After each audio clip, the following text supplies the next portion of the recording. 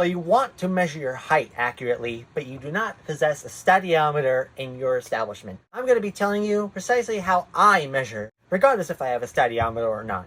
You're going to need a tape measure. I have here a Stanley center scale 25 foot. You need something to level it, and since this is not an actual leveler, preferably you need a leveling device that you use in construction.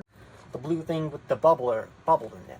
Or they could be any other color. I have a box here, but I'm just trying to get the overall idea. This is not a leveler.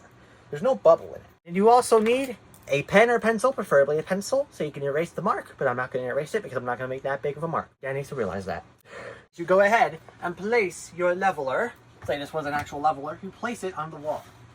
And it looks good. Looks pretty perpendicular right there to the floor. Make sure it's perpendicular. Don't make it like up there or down there. If an object looks like it's leveled, sometimes it may not be. So you want to have to be careful. You have to put it a certain way, because if I just let it go like this, on this wall it does it.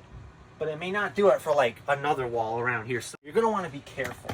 You're going to want to be careful. So I'm just trying to get the approximate range. Put this on, stand tall, like Rob Paul says. Frankfurt plane.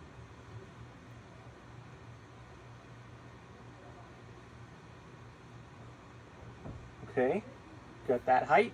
It's not going to be really accurate though, because this is a really stupid way of doing it. It doesn't really push up that much, but you want to make sure you have a good height.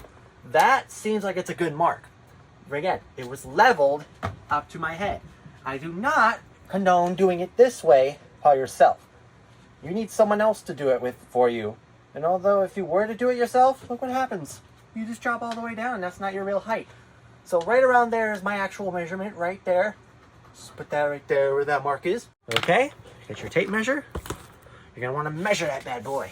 There's a little slant in the bottom. Don't worry about that. You're gonna need a perfectly level wall. I'm just doing this for the sake of the idea. Probably like 5'9", so I think it's like 5'9", Yeah, I think it could be. But it seems like it's a little taller. I don't know why. But I'm like 5'9". So the thing is, you don't wanna have a wall with this. You want to have a wall that's leveled like this all the way down and completely forget about this. This is going to subtract it by like an 1/8 inch or so. You're going to want to be careful. So you want a perfect wall. Like say this is the wall. Make sure it's leveled all the way down.